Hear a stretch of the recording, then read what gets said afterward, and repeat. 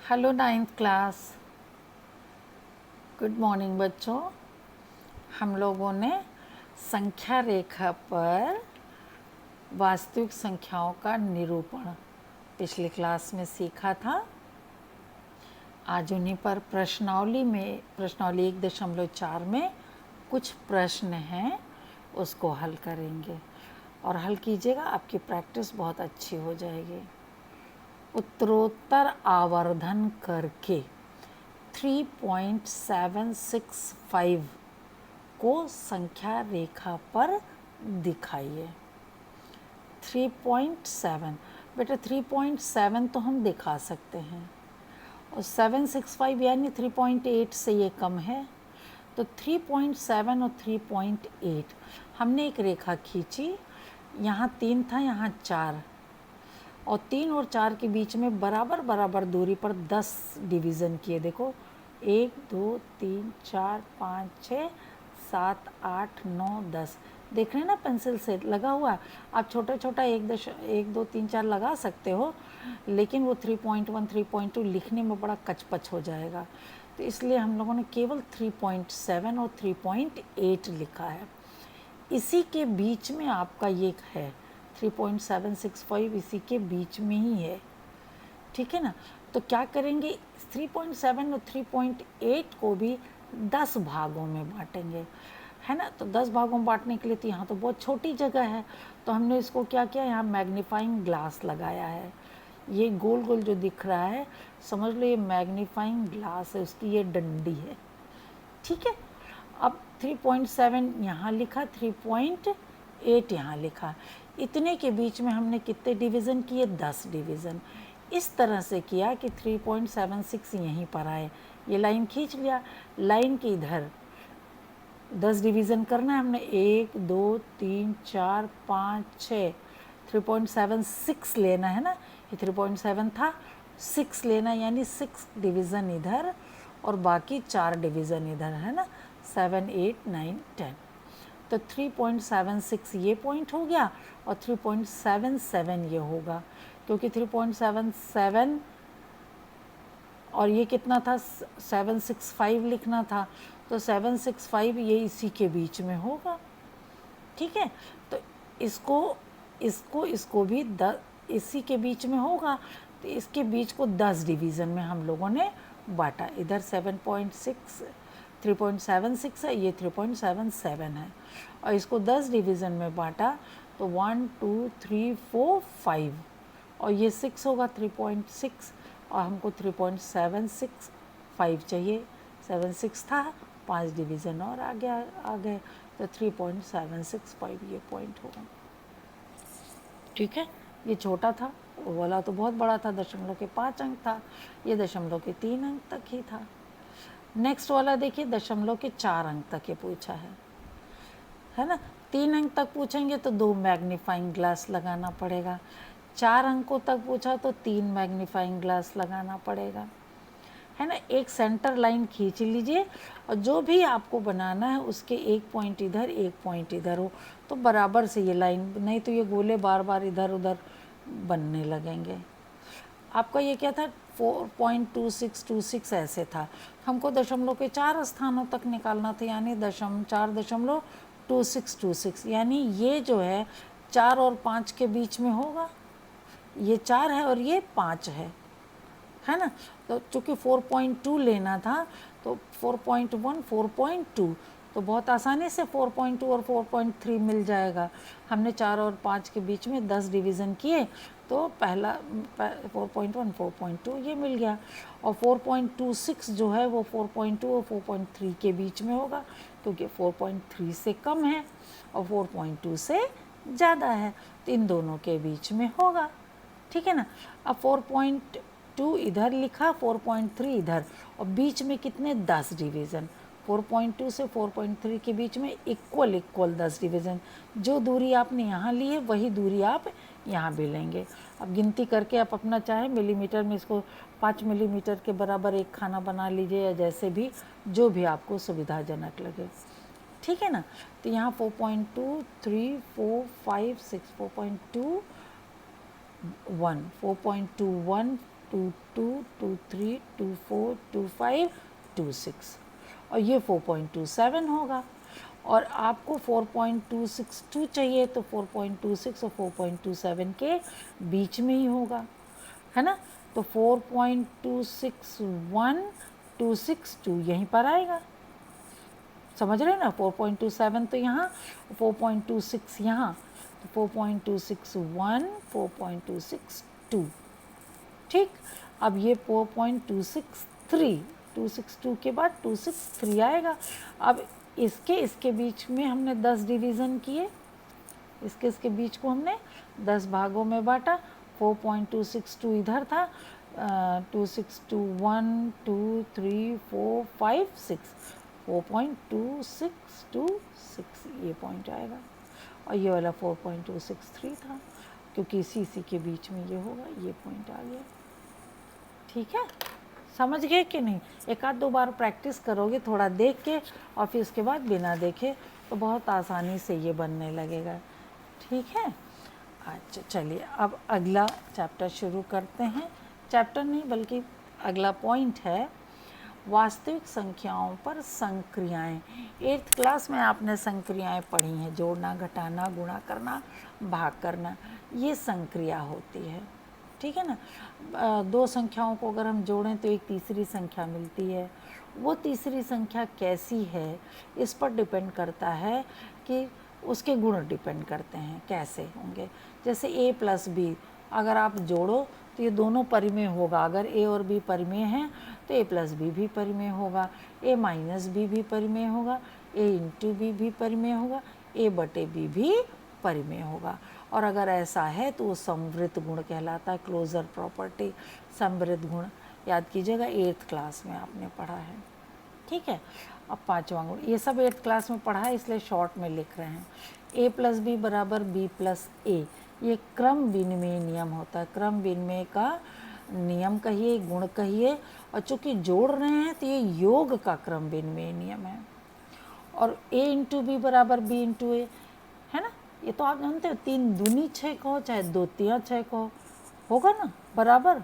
वैसे ही 3 धन 2 कहो 5 आएगा, या 2 धन 3 कहो 5 आएगा। बहुत सिंपल सा है, लेकिन इसी को एक नाम दे दिया गया, क्रम विनिमय। विनिमय माने बदल, अदल बदल। तो ए और ए की जगह बी की जगह ए एक्सचेंज कर दिया है। इसको क्या कहते हैं, क्रम विनिमय नियम या क्रम विनिमय गुण भी कहते हैं बेटा। नियम की जगह गुण भी आप लिख सकते हैं। ये योग का क्रम विनिमय नियम है और ये गुणा का क्रम विनिमय नियम है। ठीक है, ये योग का साहचर्य नियम। देखो ए बी और सी तीनों को जब जोड़ते हैं तो पहले कोई 2 अंक जोड़कर तभी तीसरे को जोड़ते हैं, तीनों एक साथ कभी नहीं जोड़ा जा सकता, है ना।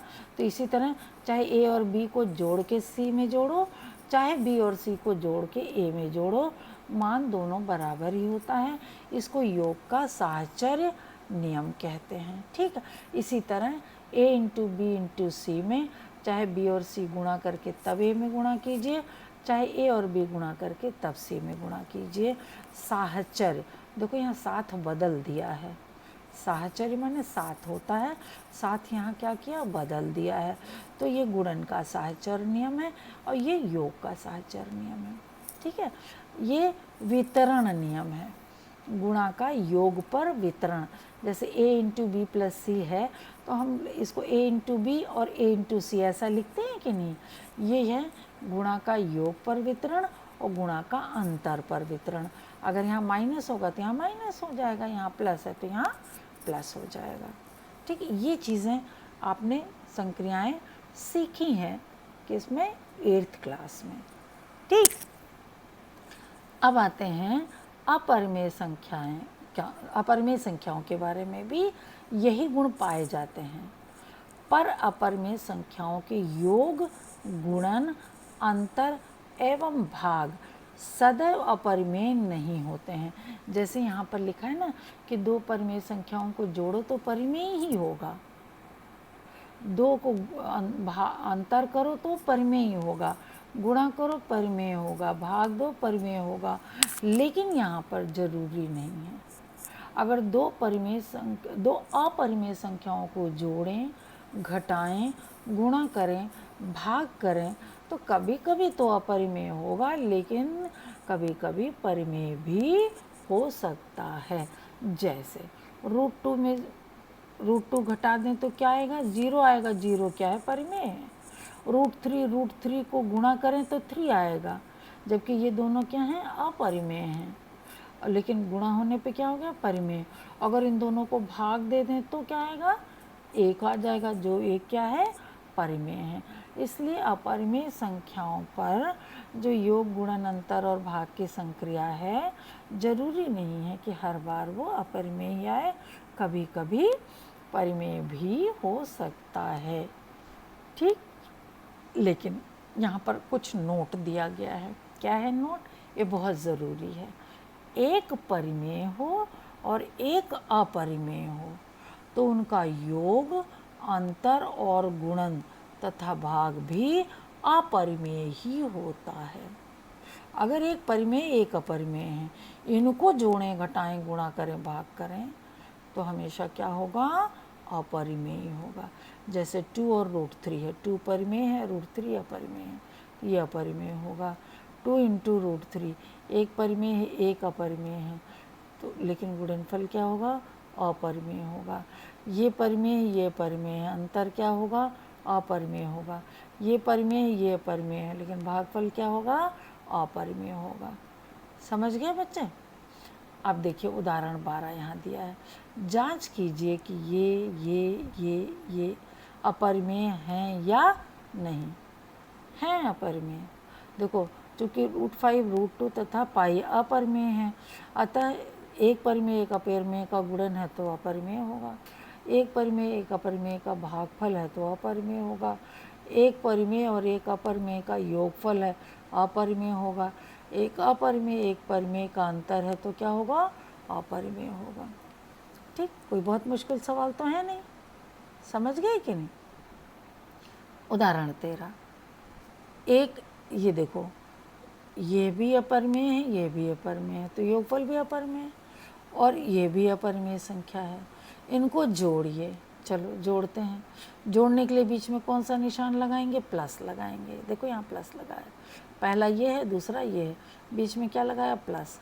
अब देखो ये है 2√2 और ये भी √2 है, तो √2 यहाँ 2 बार है, यहाँ 1 बार है, तो कितनी बार हो गया? 3 बार हो गया।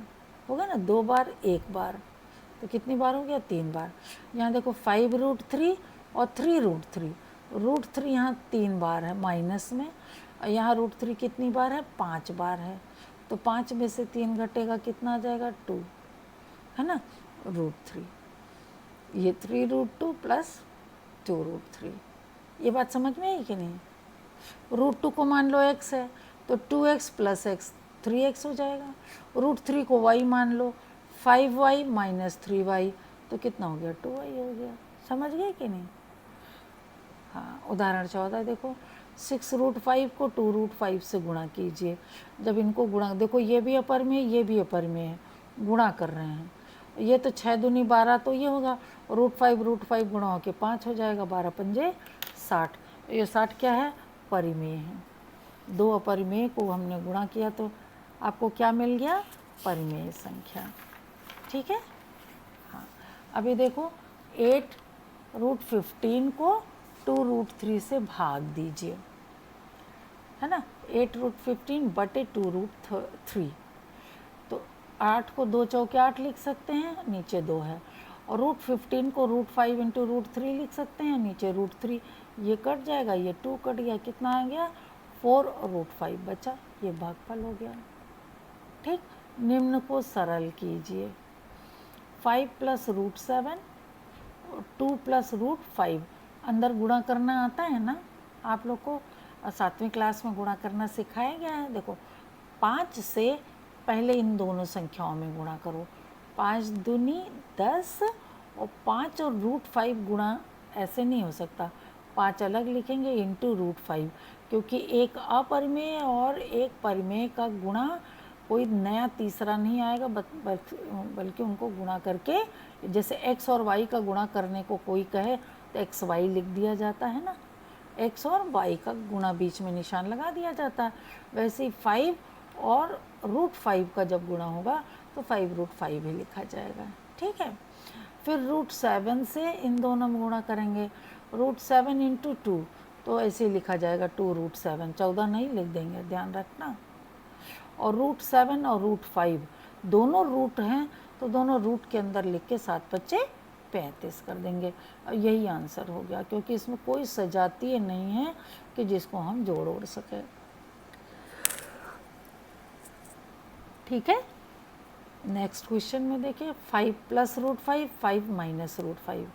देखो a + b, a - b क्या होता है, a + b × a - b 8th class में सीखा है।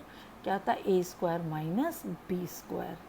a² माने 5 का स्क्वायर, माइनस b² माने √5 का स्क्वायर। 5 का स्क्वायर 25 और √5 का स्क्वायर 5 ही होगा। √5 × √5 क्या होगा, 5। तो 25 में से 5 गया 20, ठीक। √3 + √7 का होल स्क्वायर, समझ लो a + b का होल स्क्वायर क्या होता है, a² + 2ab + b²। ये सूत्र पढ़ा है ना, a² + b² + 2ab। a² माने √3 का स्क्वायर यानी 3, √7 का स्क्वायर यानी 7 और 2ab यानी 2, 3 सत्ते 21। रूट के अंदर है तो रूट के अंदर 21 दोनों लिख दिया जाएगा। और यहाँ 3 और 7 सजाती है तो जुड़ जाएगा 10 धन 2√21। यहाँ पर भी देखो a - b a + b का रूप है। a - b a + b सूत्र क्या लगेगा, a² - b²। a यानी √11 का स्क्वायर और b यानी √7 का स्क्वायर। तो √7 का स्क्वायर 7, √11 का स्क्वायर 11, 11 - 7 कितना हो गया, 4, है ना। ये बहुत इम्पोर्टेंट क्वेश्चन है, बहुत छोटा सा है। 1/√2 के हर को परिमेय बनाइए। हर इसका कैसा है, अपरिमेय है। इसको क्या बनाना है, परिमेय। तो जितना है उतने से ही ऊपर नीचे गुणा कर देंगे। तो √2 तो 2 हो गया, परिमेय हो गया, अंश √2 रहा। 1 × √2 कितना होगा, √2/2। इन्होंने हर को परिमेय को बनाने को कहा था और हमने वो बना दिया, बात खत्म हो गई, ठीक। अब देखो उदाहरण 18 और इम्पोर्टेंट है। 1/2 + √3 के हर को परिमेय बनाइए, है ना बेटा। 1/2 + √3 के हर को परिमेय बनाइए। 1/2 + √3, तो 1/2 + √3 है ना, तो प्लस बीच में है ना, तो माइनस करके 2 - √3, 2 - √3 ऊपर नीचे गुणा कर देंगे, कोई फ़र्क नहीं पड़ेगा। अब 2 + √3, 2 - √3, a + b a - b कितना होता है, a² - b²। a का स्क्वायर 4 माइनस b का स्क्वायर यानी √3 का स्क्वायर 3, 4 - 3 कितना हो गया, 1 हो गया। 1 है तो परिमेय है। और ऊपर 2 + √3 × 1 तो 2 -√3 × 1 कितना होगा, 2 - √3 अपॉन 1। अपॉन 1 चाहे लिखो चाहे ना लिखो, हो गया 2 - √3, ठीक है ना। इसी तरह देखो 5/√3 - 5 के हर को परिमेय बनाइए। √3 - √5 है तो √3 + √5 से ऊपर नीचे गुणा करेंगे। देखो यहाँ प्लस था तो माइनस वाले से ऊपर नीचे गुणा किया, और यहाँ कितना है, माइनस है तो प्लस से ऊपर नीचे गुणा किया। वही संख्या रहेगी, केवल बीच में माइनस की बजाय क्या लग जाएगा, प्लस लग जाएगा। समझ में आ रहा है ना बच्चे। यहाँ अब क्या करेंगे, √3 - 5 √3 + 5 a - b a + b, तो क्या होगा, a² - b²। a² माने √3 का स्क्वायर 3, b² माने √5 का स्क्वायर यानी 5। 3 - 5 घट जाएगा तो कितना आएगा, 2 आएगा ना, नीचे -2 आएगा। और ये अंदर गुणा नहीं करना है, 5 और इतना ऐसे ही गुणा करके लिख देना, और नीचे -2 आ रहा है तो माइनस यहाँ लगा देंगे, बीच में लगा देंगे, -5/2 √3 + 5। ठीक, इसी तरह ये भी है, सॉल्व किया हुआ है, आपके सामने हम नोट्स भेजेंगे, इसको उतार लीजिएगा। ठीक है बेटा, अब अगला क्लास पर प्रश्नावली 1.5 नेक्स्ट टर्न पर करेंगे। ठीक, थैंक यू।